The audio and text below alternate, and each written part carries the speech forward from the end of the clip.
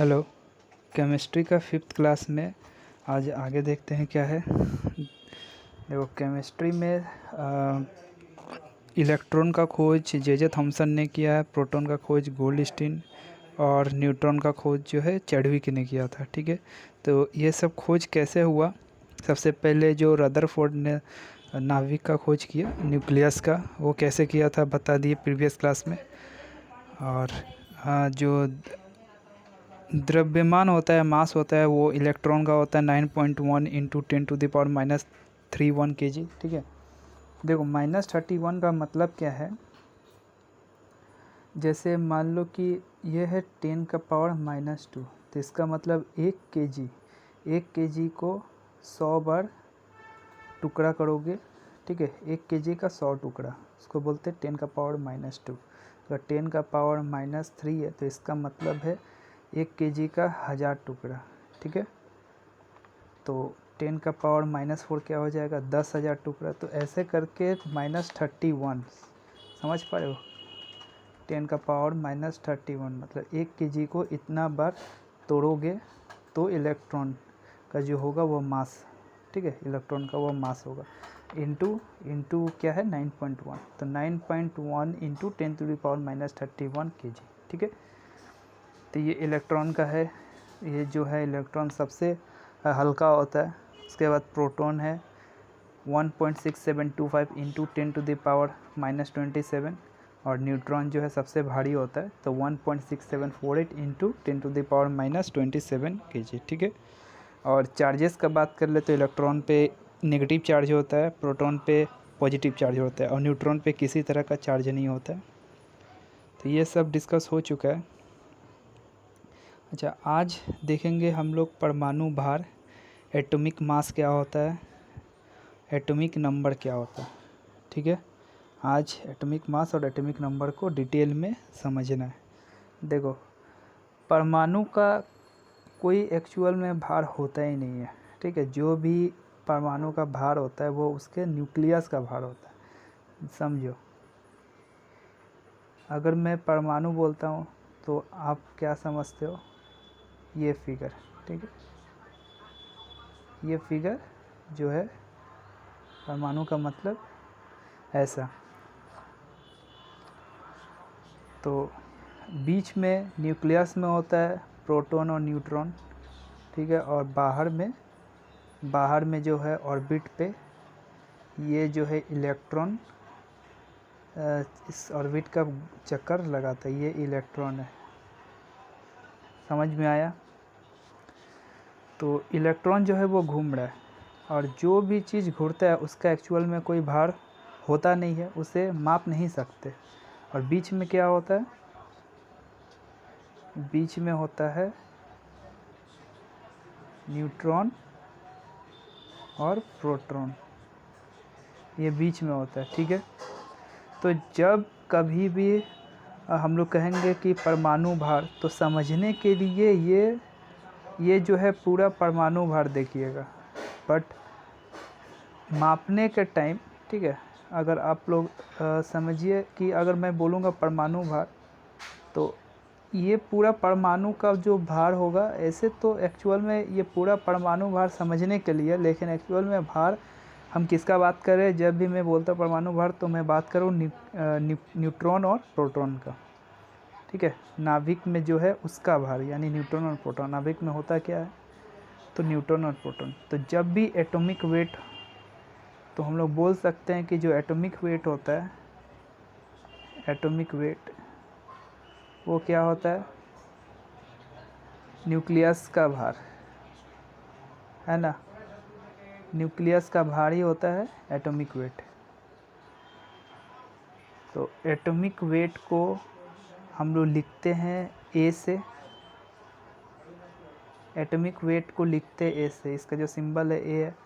तो atomic weight क्या होता है, नाभिक का भार, मतलब न्यूक्लियस का भार। और न्यूक्लियस में होता क्या है, न्यूट्रॉन प्लस प्रोटॉन। तो हम लोग बोल सकते हैं atomic weight equals to neutron plus proton.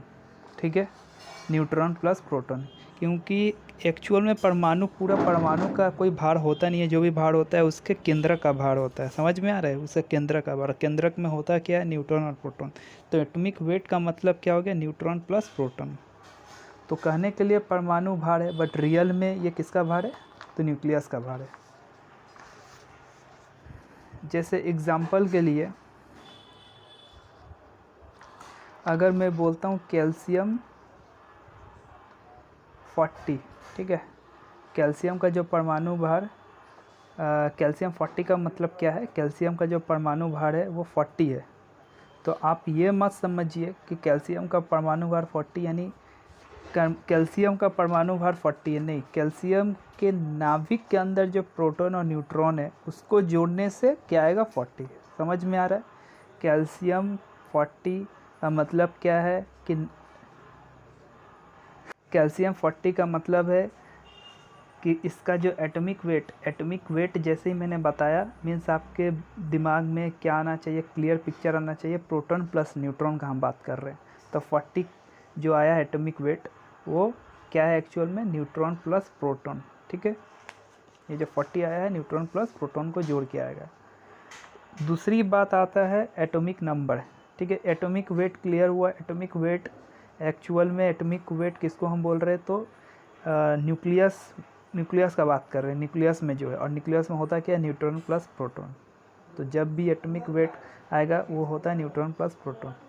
अब बात करते हैं एटॉमिक नंबर की, यानी परमाणु क्रमांक।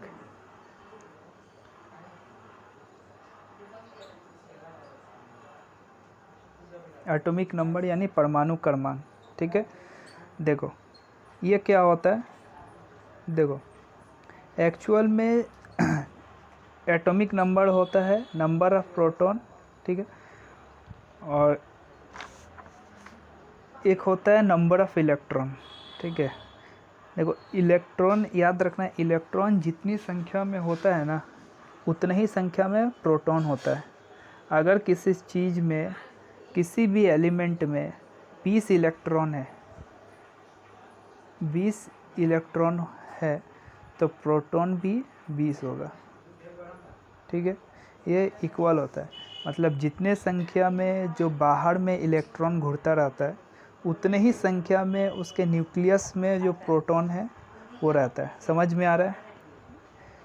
इलेक्ट्रॉन और प्रोटॉन दोनों सेम होते हैं। जितना इलेक्ट्रॉन बाहर में होगा प्रोटॉन उतने ही न्यूक्लियस के अंदर होगा, क्योंकि प्रोटॉन रहता है न्यूक्लियस में। तो इलेक्ट्रॉन जितना मात्रा में होता है प्रोटॉन भी उतने ही मात्रा में होता है। तो जैसे समझ में आया इलेक्ट्रॉन और प्रोटॉन दोनों सेम होता है। तो जैसे मैं आपको बताया एटॉमिक वेट परमाणु भार, तो आपके दिमाग में क्लियर पिक्चर आना चाहिए। न्यूट्रॉन प्लस प्रोटॉन को जोड़कर बोल रहे हैं, ये तो क्लियर है। उसी तरह हम जैसे एटॉमिक नंबर बोले 40, तो इसका मतलब क्या है? बाहर की संख्या बोले हैं या प्रोटॉन की संख्या बोले, क्योंकि दोनों तो बराबर है, लेकिन होगा कोई एक। ये समझो एटॉमिक नंबर नहीं तो इलेक्ट्रॉन होगा, इलेक्ट्रॉन की संख्या होगा, या प्रोटॉन की संख्या होगा। लेकिन मैंने क्या बताया? इलेक्ट्रॉन और प्रोटॉन दोनों सेम होता है ना। इलेक्ट्रॉन और प्रोटॉन दोनों सेम होता है। इलेक्ट्रॉन जितना मात्रा में होता है, जितना संख्या होता है, उतना ही संख्या प्रोटॉन का भी होता है। तो एटॉमिक नंबर अगर मैं बोलता हूँ 40, ठीक है, तो इसका मतलब मैं क्या बोलना चाह रहा हूँ? इलेक्ट्रॉन की संख्या या प्रोटॉन की संख्या? दोनों नहीं बोल सकते, होगा कोई एक। तो आप सोच कर बोलो कि हम क्या बोलना चाहते हैं, ठीक है। तो ये इस चीज़ को लेकर के साइंटिस्ट में बहस हो गई कि परमाणु क्रमांक यानी एटॉमिक नंबर किस पर बेस किया जाए। कुछ का कहना था कि इलेक्ट्रॉन को कहेंगे एटॉमिक नंबर, ठीक है, जितने संख्या में इलेक्ट्रॉन होते हैं उसको हम एटॉमिक नंबर कहेंगे। कुछ का कहना था प्रोटॉन की संख्या को कहेंगे एटॉमिक नंबर, ठीक है। तो बहुत सारे साइंटिस्ट के बीच ये सब बहस हुआ। तो मेंडलीफ सबसे पहले जो साइंटिस्ट है मेंडलीफ, ठीक है, उसके बाद आए मोसले। तो मोसले साइंटिस्ट जो थे उन्होंने कहा कि पीरियोडिक टेबल जो है हम लोग का, जो पीरियोडिक टेबल आगे पूरा डिटेल में पढ़ेंगे, अभी समझ लो कि पीरियोडिक टेबल एक सिटिंग अरेंजमेंट होता है। तो पीरियोडिक टेबल में जो सिटिंग अरेंजमेंट होगा वो जो है प्रत्येक तत्व को उनके सिटिंग अरेंजमेंट के हिसाब से बैठाया जाएगा, ठीक है। तो एटॉमिक नंबर को एटॉमिक नंबर को जो है मोस्ले साइंटिस्ट ने कहा कि इसे प्रोटॉन के आधार पर रखेंगे, ठीक है। अब उनसे बहुत सारे साइंटिस्ट जो है पूछे कि ऐसा क्यों, क्योंकि इलेक्ट्रॉन प्रोटॉन दोनों ही तो सेम होते हैं, तो आप प्रोटॉन के बेस पर ही क्यों रखना चाहते हैं, है ना। तो देखो, तो उन्होंने बताया कि प्रोटॉन जो है वो न्यूक्लियस के बाहर कभी नहीं आ सकता है, ठीक है। अगर हमने किसी के प्रोटॉन की संख्या रखा है 40, तो पीरियोडिक टेबल में वो 40वां नंबर पर बैठेगा। मतलब पीरियोडिक टेबल में जो आप नंबर्स देखते हो 1 2 3 4 5, ठीक है, मान लो 40, तो ये जो नंबर्स है ये एक्चुअल में उस एलिमेंट का एटॉमिक नंबर है, ठीक है। ये क्या है, एटॉमिक नंबर। अगर 40 40वां नंबर पे है, 40वां नंबर पे अगर पीरियोडिक टेबल में नंबर 40th नंबर पे है एलिमेंट कोई, तो इसका मतलब उसका एटॉमिक नंबर 40 है। समझ में आया। तो एटॉमिक नंबर 40 है, यानी प्रोटॉन के नंबर 40 है। तो ऐसा क्यों, इलेक्ट्रॉन, देखो इलेक्ट्रॉन एक्चुअल में जो होता है कभी वो बढ़ जाता है कभी घट जाता है, क्योंकि वो इलेक्ट्रॉन जो है ऑर्बिट के बाहर गोल गोल चक्कर लगा रहा है ना। ये पूरा परमाणु के बाहर में इलेक्ट्रॉन घूम रहा है, तो इसकी संख्या जो है कभी बढ़ जाता है, कभी ये इलेक्ट्रॉन इलेक्ट्रॉन निकल जाते हैं यहाँ से, कभी वो इलेक्ट्रॉन यहाँ आ जाते हैं, ठीक है। मतलब इनकी जो संख्या है वो घटती और बढ़ती रहती है। तो ऐसे तो एटॉमिक नंबर इनका चेंज होता रहेगा, है ना। तो एटॉमिक नंबर चेंज ना हो, फिक्स हो, इसीलिए मोस्ले साइंटिस्ट ने कहा कि जो एटॉमिक नंबर होगा उसे इलेक्ट्रॉन के बेस पर नहीं बैठाएंगे, उसको बैठाएंगे प्रोटॉन को बेस पे, ठीक है। उसको क्या बोलेंगे, ये प्रोटॉन की संख्या है। तो एटॉमिक नंबर को हम लोग दिखाते हैं जेड से, ठीक है। तो जेड इक्वल टू होगा, जेड इक्वल्स टू प्रोटॉन, यानी एटॉमिक नंबर क्या होता है, प्रोटॉन की संख्या, ठीक है। और प्रोटॉन की संख्या जितनी होती है उतने ही इलेक्ट्रॉन की संख्या होती है, ये तो मैंने पहले ही बता दिया। तो याद रखना, जो जेड है ना एटॉमिक नंबर, वो दिखाता है पी को, ठीक है। और जो पी है वो दिखाता है, पी मीन्स प्रोटॉन, वो दिखाता है ई यानी इलेक्ट्रॉन को, ठीक है। बट ये जेड जो है इलेक्ट्रॉन को नहीं दिखाता। जो एटॉमिक नंबर है वो इलेक्ट्रॉन की संख्या नहीं है, ठीक है। इलेक्ट्रॉन की संख्या ये डायरेक्ट नहीं है। हम लोग नहीं बोल सकते कि एटॉमिक नंबर जितना है उतना ही इलेक्ट्रॉन है, नहीं। एटॉमिक नंबर जितना है उतना प्रोटॉन है, ठीक है, उतने ही प्रोटॉन है, लेकिन इलेक्ट्रॉन नहीं बोल सकते।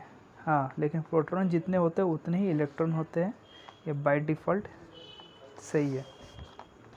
तो एक एग्ज़ाम्पल के लिए अगर मैं बात करूँ, आर्गन, जो आर्गन है, अगर मैं लिखता हूँ 18 और 40, आर्गन 18 और 40, तो इसमें आप बताओ इसमें एटॉमिक वेट क्या है, एटॉमिक वेट क्या है, 18 है या 40 है। तो हमेशा याद रखना इसमें एटॉमिक वेट होता है ऊपर वाला यानी 40। याद रखने का तरीका है कि कोई भी भारी चीज़ जो है हम लोग अपने पैरों में नहीं रखते, उसे अपने पीठ पे ऊपर की तरफ रखते हैं। तो जो भी आपको एलिमेंट में ऊपर वाला नंबर दिखेगा ना, ये नंबर होता है atomic number, atomic weight, that is a, ठीक है। और ये जो होता है नीचे में, नीचे की तरफ वाला जो नंबर लिखा हुआ है, ये होता है atomic number, that is Z. तो यहाँ आर्गन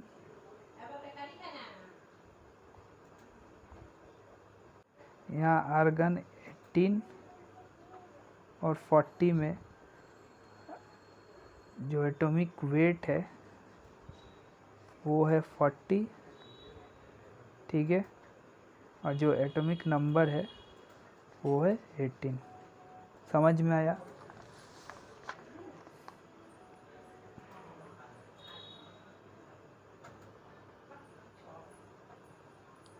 अच्छा, अभी आपसे एक क्वेश्चन पूछेगा, मान लो कि सेम एग्जांपल लेते हैं, आर्गन दिया है 18 और 40, ठीक है।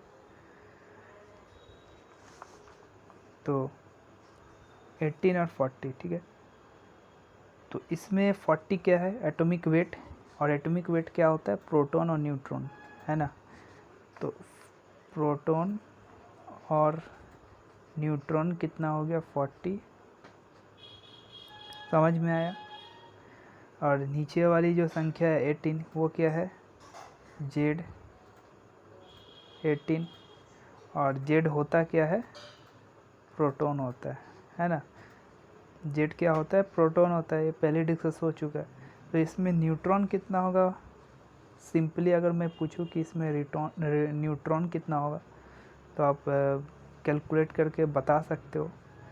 देखो, प्रोटॉन और न्यूट्रॉन होता है 40, और अगर प्रोटॉन है 80 तो न्यूट्रॉन होगा 22। सिंपली 40 माइनस 18 दैट इज़ 22, ठीक है। अभी मैं एक एग्ज़ाम्पल लिखता हूँ, आप उसको खुद से बनाओ। कैल्शियम 20 एंड 40, ठीक है। Calcium 20 and 40। अभी आपको बताना है इसमें प्रोटॉन कितने हैं, इलेक्ट्रॉन कितने हैं, एटॉमिक नंबर कितना है, एटॉमिक वेट कितना होता है, और न्यूट्रॉन कितने हैं। देखो, इसमें जो बाय ऑब्जर्वेशन, मतलब इसको देख करके आप जो पता लगा सकते हैं वो क्या है। सबसे पहले तो ये 40 ऊपर जो है वो एटॉमिक वेट है, परमाणु भार 40 दैट इज़ ए। और एटॉमिक वेट क्या होता है, जितने प्रोटॉन और न्यूट्रॉन होते हैं नाभिक में वही होता है एटॉमिक वेट। तो प्रोटॉन हो गया 40,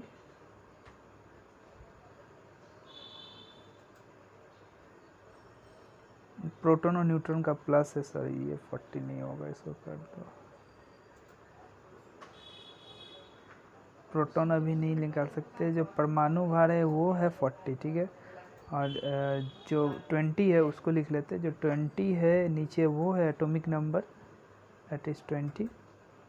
और एटॉमिक नंबर क्या होता है, परमाणु की संख्या, प्रोटॉन की संख्या। तो प्रोटॉन है मेरा 20, और जितने प्रोटॉन होते हैं उतने इलेक्ट्रॉन होते हैं, यानी ये भी 20, ठीक है। और न्यूट्रॉन कितना होगा, अगर प्रोटॉन पता है 20 है, और प्रोटॉन प्लस न्यूट्रॉन मेरा 40 है, तो न्यूट्रॉन कितना होगा 20। समझ में आया। फिर एक दूसरा एग्जांपल लेते हैं, फिर आपका क्लियर होगा। यूरेनियम 92 235, ठीक है। अभी आप इसमें बताओ प्रोटॉन कितने होते हैं,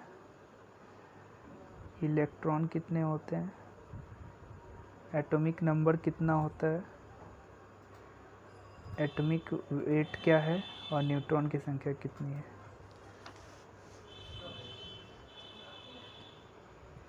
देखो, यूरेनियम 92 235, तो जो ऊपर वाला संख्या 235 ये क्या होता है, ये होता है एटॉमिक वेट, ठीक है, परमाणु भार, जिसको हम लोग ए लिखते हैं, यानी 235। समझ में आया। और परमाणु भार क्या होता है, नाभिक का भार, यानी प्रोटॉन प्लस न्यूट्रॉन, तो अभी नहीं लिख सकते। अच्छा, 92 जो नीचे वाली संख्या है वो क्या होता है, एटॉमिक नंबर, है ना, एटॉमिक नंबर जिसको हम लोग जेड से दिखाते हैं। तो ये है 92, लिख दिए। एटॉमिक नंबर जितना होता है इस बेस पे, तो प्रोटॉन के बेस पे, यानी उतने ही प्रोटॉन की संख्या होती है, यानी प्रोटॉन मुझे पता चल गया 92 है। और प्रोटॉन जितना होता है उतने ही संख्या में इलेक्ट्रॉन भी बाहर चक्कर लगाते हैं, यानी मुझे इलेक्ट्रॉन भी पता चल गया। अभी न्यूट्रॉन आसानी से निकल जाएगा। अगर proton plus neutron that is 235, ठीक है, एटॉमिक वेट उसी को बोलते हैं ना, प्रोटॉन प्लस न्यूट्रॉन। तो ये है 235, उसमें से प्रोटॉन मुझे पता है 92, तो neutron simply 235 minus 92 that is 42। समझ में आया। देखो, कोई भी एलिमेंट हो, कोई भी एलिमेंट दे दे, इसमें सिर्फ आपको जो है n निकालना है, ठीक है, n निकालना है। सिंपली n कैसे निकलेगा, ऊपर वाली संख्या माइनस नीचे वाली संख्या। सिंपली आपको ऊपर वाली संख्या से नीचे वाली संख्या माइनस कर दोगे, सिर्फ आपको न्यूट्रॉन के बाद बाकी जितने हैं proton, electron, atomic weight, atomic number, ये सब आपको सामने दिख रहे हैं, ये आपके आंखों के सामने दिख रहे हैं, ठीक है। लेकिन न्यूट्रॉन सिर्फ छुपा हुआ है, न्यूट्रॉन सिर्फ छुपा रहता है, बस बाद बाकी सब दिखता है। जैसे फॉर एग्जांपल अगर मैं एक और एग्जांपल लेता हूँ, कैल्शियम नहीं, क्लोरीन 1735, ठीक है। तो ये एक एलिमेंट है 3517, ठीक है। तो इसमें क्या छुपा है, सिर्फ न्यूट्रॉन, बाद बाकी सब आपको दिख रहा है। 35 क्या है, एटॉमिक वेट जो ऊपर है, 17 क्या है, एटॉमिक नंबर नीचे में है, ठीक है। और एटॉमिक वेट क्या होता है, न्यूट्रॉन प्लस प्रोटॉन। इसमें मुझे प्रोटॉन पता है 17, क्योंकि एटॉमिक नंबर जो होता है वही प्रोटॉन होता है और वही इलेक्ट्रॉन भी होता है, ठीक है। समझ में आ रहा है। तो यहाँ मुझे क्या क्या पता है, पहले देखो, एटॉमिक वेट 35, एटॉमिक नंबर 17, और एटॉमिक नंबर ही होता है प्रोटॉन यानी 17, और जितना प्रोटॉन होता है उतना ही इलेक्ट्रॉन होता है, यानी ये भी 17, इलेक्ट्रॉन 17। आपको सिर्फ निकालना है न्यूट्रॉन, ठीक है। वो भी कैसे, ऊपर वाली संख्या माइनस नीचे वाली संख्या, हमेशा आपको न्यूट्रॉन आ जाएगा।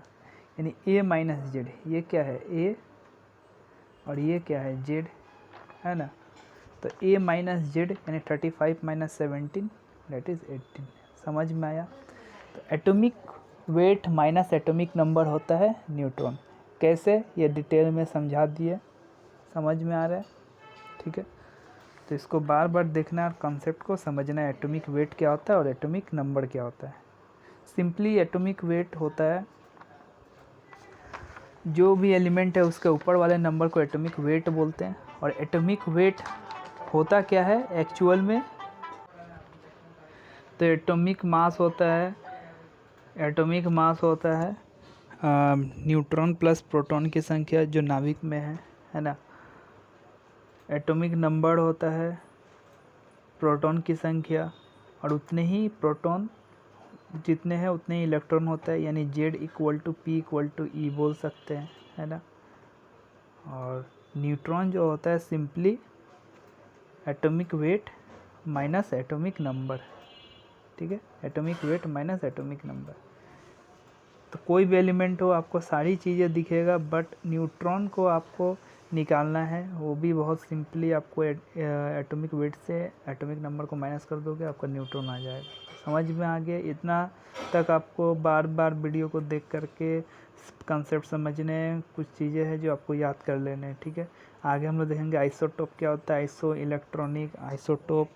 आइसोटोनिक क्या होता है, ये आगे समझेंगे नेक्स्ट वीडियो में।